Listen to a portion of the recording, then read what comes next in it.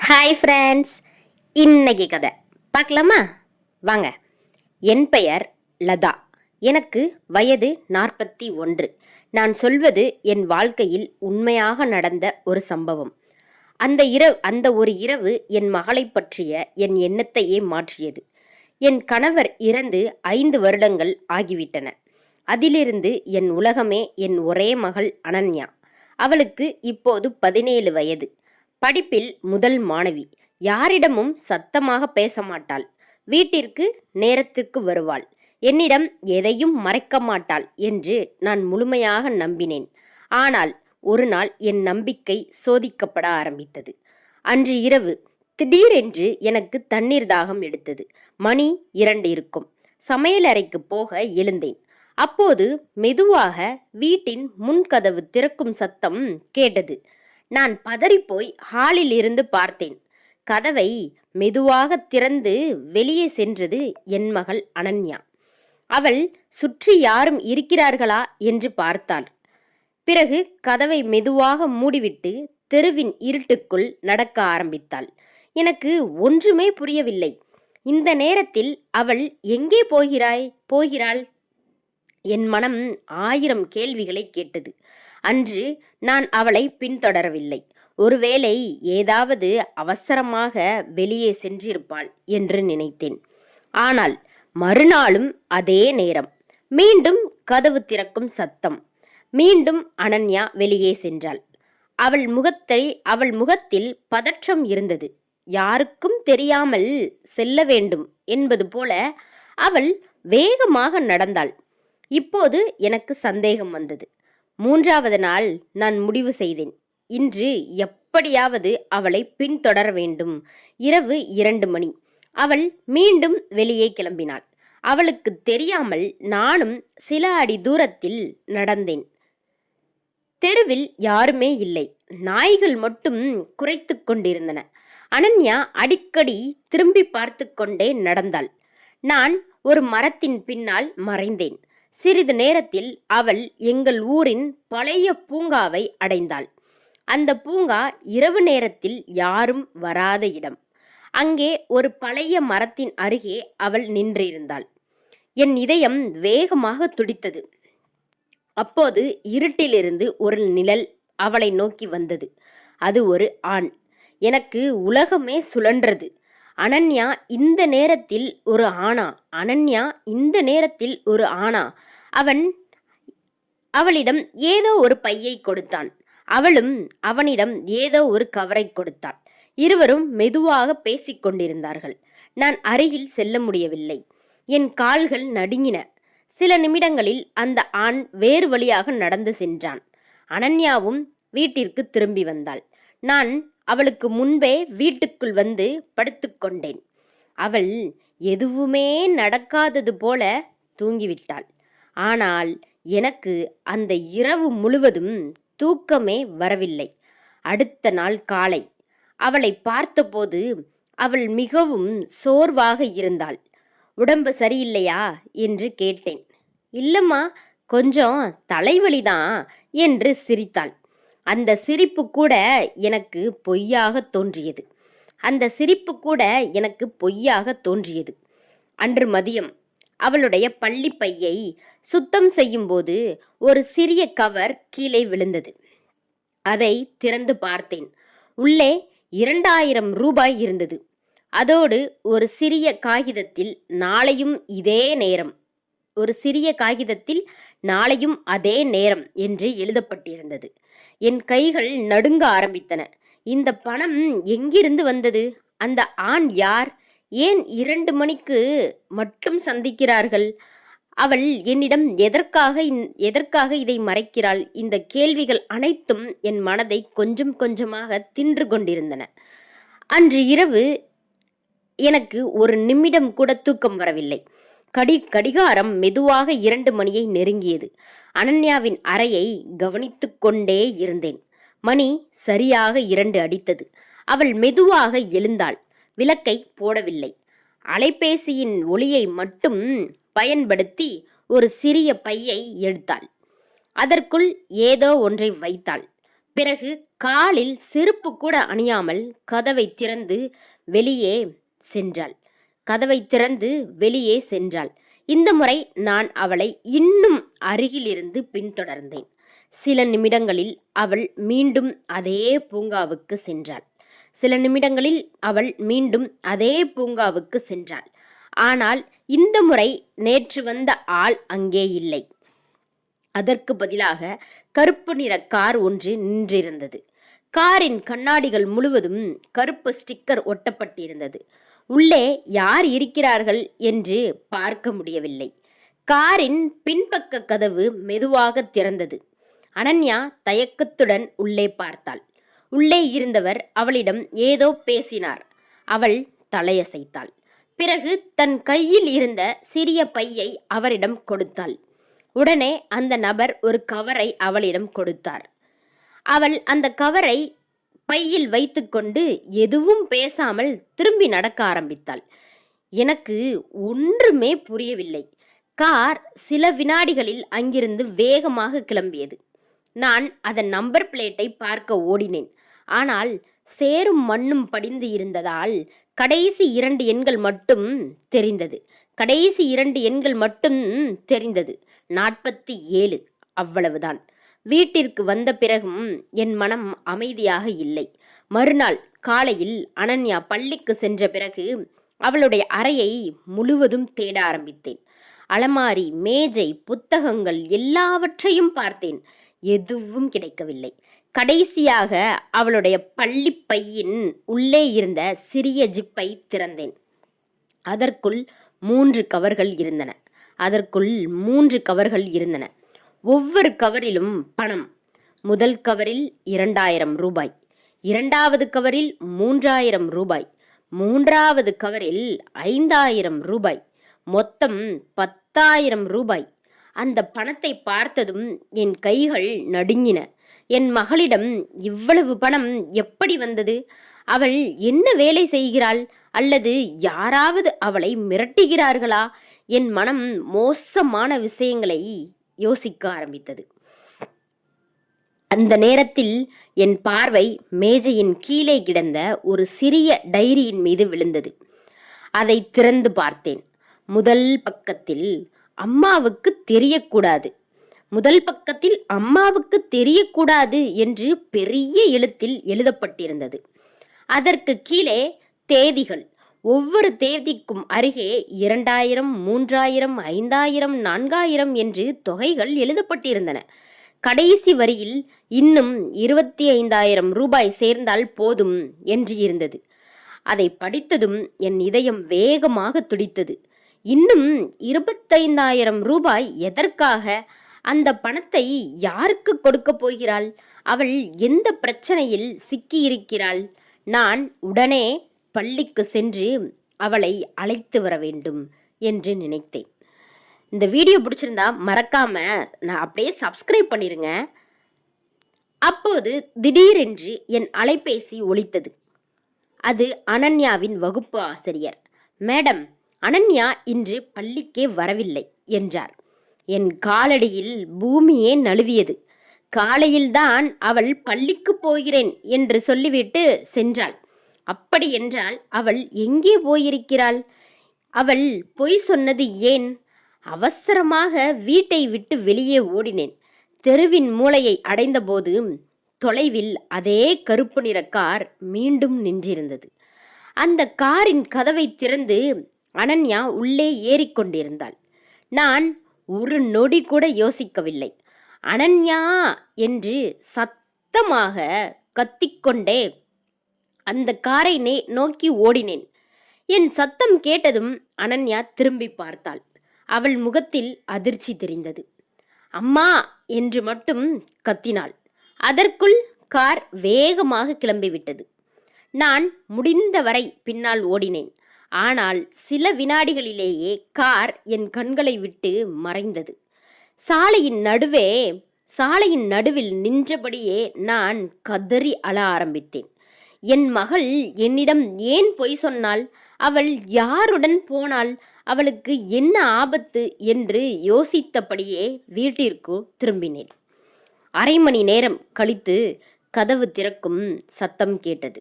அனன்யா வீட்டுக்குள் வந்தாள். அவள் எதுவும் நடக்காதது போல் நடந்து வந்தாள். என்னை பார்த்ததும் சிரிக்க முயன்றாள். ஆனால் அவள் முகத்தில் இருந்த பதற்றத்தை என்னால் தெளிவாக பார்க்க முடிந்தது. பள்ளிக்கு போனையா என்று கேட்டேன். இன்று நீ பள்ளிக்கு போனையா என்று கேட்டேன்.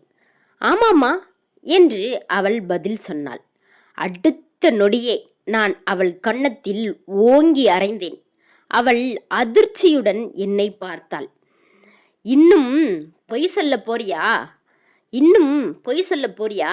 உன் டீச்சர் ஃபோன் பண்ணி நீ பள்ளிக்கே வரலன்னு சொன்னாங்க. அந்த கருப்பு கார் யாருடையது? அந்த ஆள் யார்?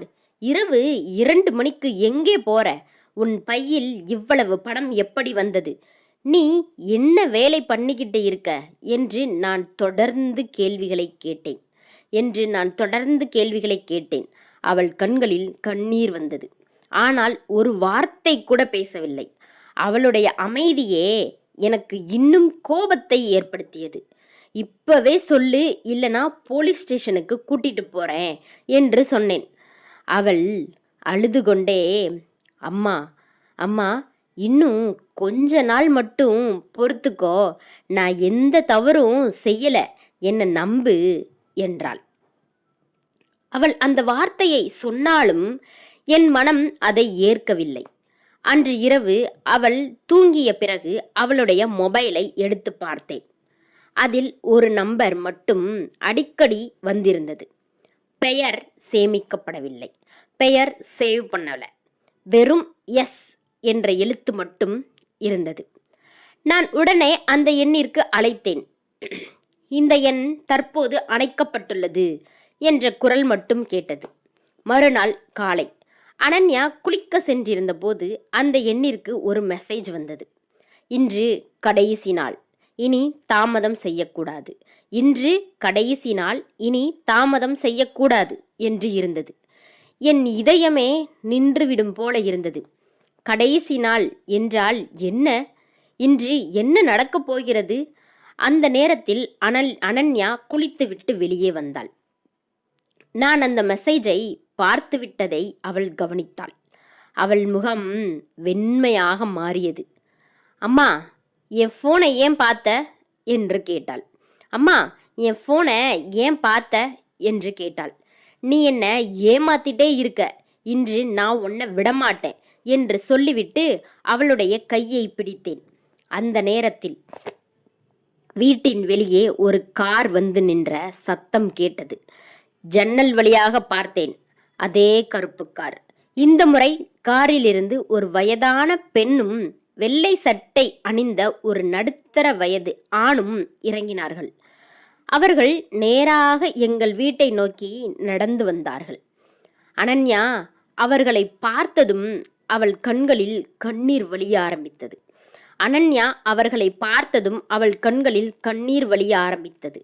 அம்மா, அவங்க வந்துட்டாங்க என்று மெதுவாகச் சொன்னாள். அவர்கள் எங்கள் வீட்டு வாசப்படியை நெருங்கியதும் என் இதயத் துடிப்பு உச்சகட்டத்தை அடைந்தது.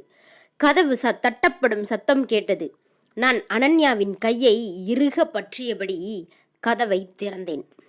வெளியே நின்றிருந்த அந்த நடுத்தர வயதுக்காரர், நீங்க தானே லதா மேடம், நாங்க உள்ள வரலாமா என்று மிகவும் அமைதியான குரலில் கேட்டார். அவர் குரலில் எந்தவித மிரட்டலும் இல்லை.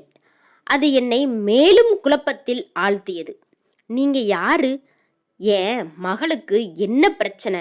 எதுக்காக இரவு நேரத்துல அவளை சந்திக்கிறீங்க என்று நான் கோபமும் பதற்றமுமாக வினாக்களை தொடுத்தேன்.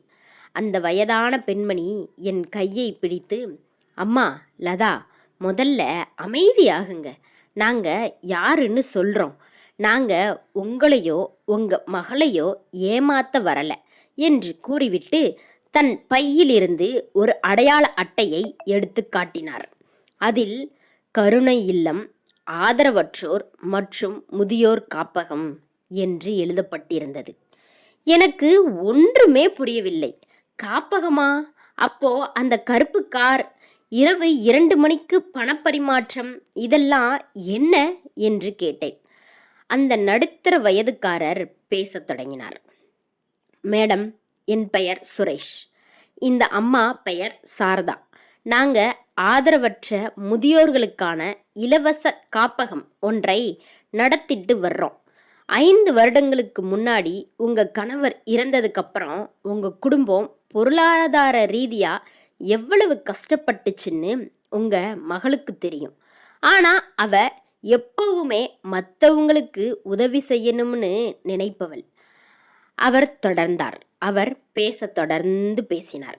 3 மாசத்துக்கு முன்னாடி எங்க காப்பகத்துல இருந்த ஒரு முதியவருக்கு அவசர அவசர இதய அறுவை சிகிச்சை செய்ய வேண்டியிருந்தது. அதற்கு ரூபாய் 50,000 தேவைப்பட்டது. எங்ககிட்ட அவ்வளவு பணம் இல்லை. இதை எப்படியோ தெரிந்து கொண்ட அனன்யா தான் எப்படியாவது அந்த பணத்தை சேர்த்து தருவதாக கூறினாள். என் கண்கள் அனன்யாவை பார்த்தன. அவள் தலைகுனிந்து அழுது கொண்டிருந்தாள். ஆனால் அவளுக்கு பணம் எங்கிருந்து வந்தது? நடு இரவில் அவள் ஏன் வெளியே வர வேண்டும் என்று என் குரல் நடுங்கியது. என் குரல் நடுங்க நான் கேட்டேன் அவரிடம். சுரேஷ் புன்னகையுடன் சொன்னார். அனன்யாவுக்கு வரைகிறதுல பெரிய திறமை இருக்கு மேடம். அவ இரவில் நீங்கள் தூங்கிய பிறகு ஆன்லைன் மூலம் வெளிநாட்டு வாடிக்கையாளர்களுக்கு போர்ட்ரைட் வரைந்து கொடுத்து பணம் சம்பாதித்தாள். அவளுக்கு பகலில் படிக்க நேரம் சரியாக இருந்ததால் இரவு நேரத்தில்தான் வரைவாள். அப்படியென்றால் இரவு 12 மணிக்கு வந்த அந்த ஆண், அது எங்க காப்பகத்தை சேர்ந்த ஊழியர் பிரகாஷ். அனன்யா வரைந்த ஓவியங்களை வாடிக்கையாளர்கள் வாங்குவதற்கு முன்பாக அவற்றை நேரில் சரிபார்த்து பிரிண்ட் எடுத்து அனுப்ப வேண்டும்.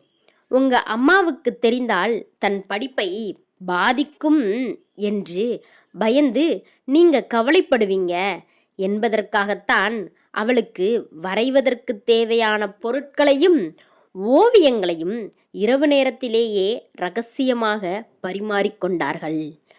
அந்த கவர்களில் இருந்தது அவளுடைய உழைப்பால் கிடைத்த ஓவிய கட்டணம். சாரதாம்மாள் அனன்யாவின் தலையை கோதியபடி சொன்னார். இன்று காலை அந்த முதியவரின் அறுவை சிகிச்சைக்கு தேவையான மீதி தொகையை ஒரு தொண்டு நிறுவனம் ஏற்றுக்கொண்டது. அதனால் அனன்யா சேர்த்த 10,000 ரூபாயை அவளிடமே திருப்பிக் கொடுக்கவும், அவளது இந்த தியாகத்தை தாய்மிக்க உங்களிடம் நேரில் சொல்லி நன்றி தெரிவிக்கவும் தான் நாங்கள் இங்கு வந்தோம். அவர்கள் சொன்ன ஒவ்வொரு வார்த்தையும் என் நெஞ்சில் ஈட்டியாக பாய்ந்தது. என் மகள் தவறான வழியில் போகிறாள் என்று நினைத்து அவளை சந்தேகப்பட்டு அடித்து அவமானப்படுத்தியதை நினைத்து என் உடம்பே கூசியது. ஒரு தாயாக என் மகளின் நல்ல எண்ணத்தையும் உழைப்பையும் உணராமல் போய்விட்டேனே. அந்த நபர்கள் விடைபெற்று சென்றனர். கதவை மூடிவிட்டு அனன்யாவின் அருகில் சென்றேன். அவளது கன்னத்தில் நான் அடித்த தழும்பு இன்னும் சிவப்பாக இருந்தது. என் கண்கள் கலங்கி முழங்காலிட்டு அவள் கால்களை கட்டிக்கொண்டு கதறி அழுதேன். என்ன மன்னிச்சிடுமா அனன்யா, உன்னை சந்தேகப்பட்ட இந்த பாவி அம்மாவை மன்னிச்சிடு என்று கதறினேன். அனன்யா உடனே கீழே இறங்கி என்னை இறுக்கமாக கட்டி அணைத்து கொண்டாள். அம்மா அம்மா அழாதீங்கம்மா, உங்க மேல எந்த தப்பும் இல்லை. அப்பா இல்லாத குறைய நீங்க எனக்கு தெரியாம வளர்த்தீங்க. உங்களுக்கு பாரமா இருக்கக்கூடாது. அதே சமயம் ஒரு உயிரை காப்பாற்றணுமேனு தான் மறைச்சேன். என்ன மன்னிச்சிடுங்கம்மா என்று அவள் அழுதாள். அந்த இரவில் என் உயிரை உறைய வைத்தது என் மகளின் தவறான செயல் அல்ல, தாய்மையின் சந்தேகத்திற்கு அப்பாற்பட்ட அவளது தியாகமும் அன்பும் தான் என்பதை நான் உணர்ந்தேன். அன்று முதல் அனன்யா என் மகள் மட்டுமல்ல, என் பெருமை. இந்த ஸ்டோரி உங்களுக்கு பிடிச்சிருந்தா மறக்காம சப்ஸ்கிரைப் பண்ணுங்க, அப்படியே லைக்கும் பண்ணிருங்க. உங்களோட கருத்துக்களை கமெண்ட்ல தெரிவிங்க. நம்ம நம்ம லோகோ பக்கத்தில் ரெட் கலரில் இருக்கும், அதை மட்டும் டச் பண்ணுங்க. பாய்.